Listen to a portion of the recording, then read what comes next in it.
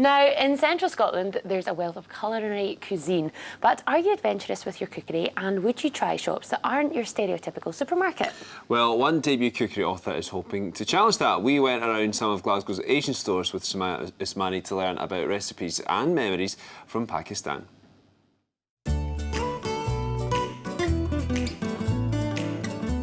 Hi, I'm Sumayya Usmani. I'm a Pakistani food writer and cookery teacher, and I've been teaching about Pakistani food for the last 4 or 5 years. It's quite a different cuisine from what people know, and there's very little that's known about it. So I'm in Glasgow today in Strawberry and Spice Gardens to make a dish that's very special to me called chapli kebabs. So let's go and find these spices.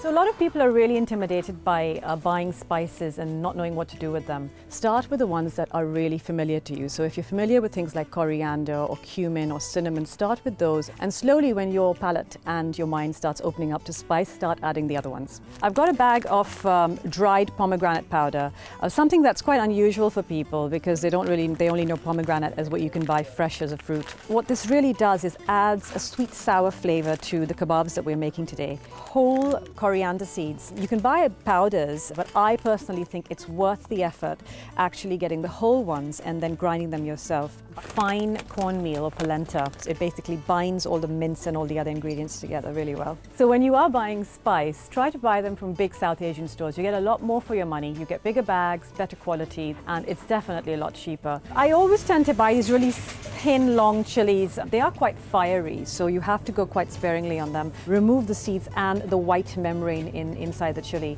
and that would relieve you from a lot of the heat. So I love buying fresh coriander from Asian shops because you get a huge bunch. The stems are really great as well because there's so much flavor. Mint is beautiful here. I mean, the leaves are gorgeous and quite fresh. I've just got some ginger, garlic, and tomatoes, just regular tomatoes. You can get them anywhere. Nice big piece of ginger, and you can just chop that up or grate it and put it in the fridge for a few days and keep using it. So the Pakistani food is very diverse, and people don't realize that. So it's not just all about curries. We don't really have anything like curry anyway. We don't call it curry. I think a lot of people don't realize, but Glasgow's got a really rich Pakistani culture and population. Loads of people from Pakistan moved here. Their cuisine has not been as represented as should have been. A very rich culture, very different, and I wanted to expose that. Right, we've got everything we need, so let's go into the kitchen and start cooking. And hopefully next time Sumayya will do some cooking for us. Good to see you. Thank you Hi. for coming in. Your new book, tell us all about it. It is Summers Under the Tamarind Tree. What's this all about? Well, it is a memoir-based cookbook, and I wrote it with really bringing the memories of food and my culture to a light. I think it was something that wasn't spoken about enough, wasn't identified as an individual cuisine, and I grew up in Pakistan.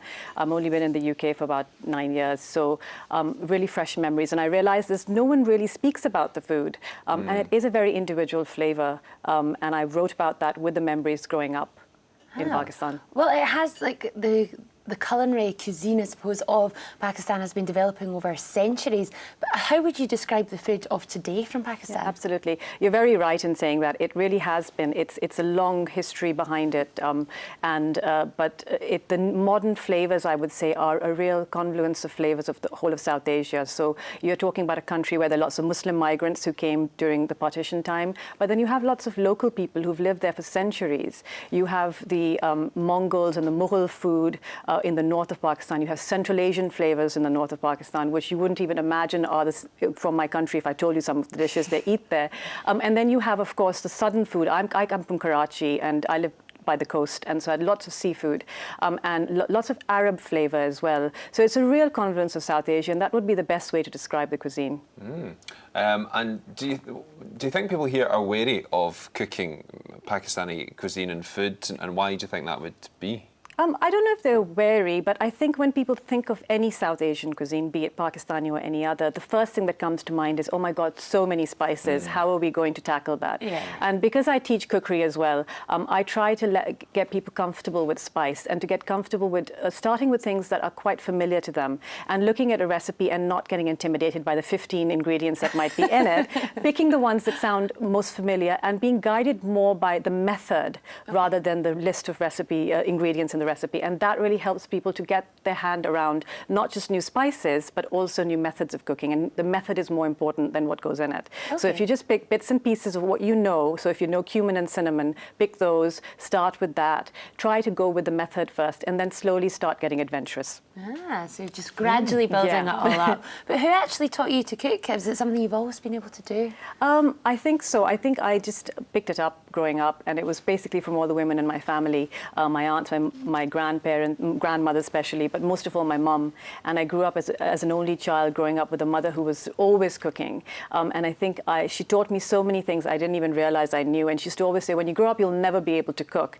And when I told her, when I picked this career, she said, "You can't cook." Excuse me, I never taught you how to cook. Well, it's because I just picked up things vicariously and just by listening. And I think more than anything else, Pakistani cookery is all about cooking with a concept called andaza, which means estimation. And I call it sensory cooking, because you hear it, you feel it, you smell it. And that's how you pick up, rather than written recipes. And that's how recipes are passed to people in our Sumayya, you countries. need to come back and cook for us. No, I will. My definitely. taste buds are tantalised just listening to that. Thank you. Thank you very much. It's time for us to take a break. But We will, yeah, we'll let you go, Vicky. Thank you. and with us for dinner tonight, Sumayya Usmani is back. Let's all tuck into this first of all. Okay, let's have a wee taste. You didn't tell me I'd be cooking for another chef. Well, I'm not a chef. I'm That's not a it. chef. and we've got a wee card for you to mark Very well. on all the different aspects just after dinner. A wee taste of this. A wee bit of the veg. Oh, it's lovely. That's lovely, yeah. So got good some of the acidity, pickles? little acidity from the pickle. Yeah. It's not too rich, nice and light. You know, it's just what you want after a indulgent weekend, let's say. Yes, Yeah. I'm still indulging in some leftover Yeah, chocolate as the well. So this chocolate, is good. yeah. This is good. So you'll be having a couple more bowls of this then? Yes, I think I'll need it. Detoxing purposes. But so food hasn't always been what you've worked in the area. You were a lawyer first, is that right? I was for an awfully long time, sadly. What led to the career change? Well, I was very passionate about food always, especially about my own cuisine. And I think I started writing a lot for freelance magazines and also writing my own blog. And that kind of just took its own form of life and it kind of took off. I actually worked with Madhu Jaffrey on her TV show and her book a few years ago. And I think that was probably the turning point when I realized I had to follow my passion. It was a hard thing to do, especially because I lived in London in those days. And of course, living in London is not cheap. But I think I made a decision to do it. And here I am. Yeah, amazing. Amazing. Were you sad to leave the was- world of yeah. law, or did you skip out the door? Very easy answer into for the you. kitchen? You answered that very quickly. No, I think I followed something that I always wanted to do. I think probably my father was a little bit disappointed because obviously he spent a lot of money and time educating me. He's a lawyer as well. So, but I think he's now seen I've done something that I'm passionate about, and at the end of the day, you want to see your kids happy, and I'm happy. So.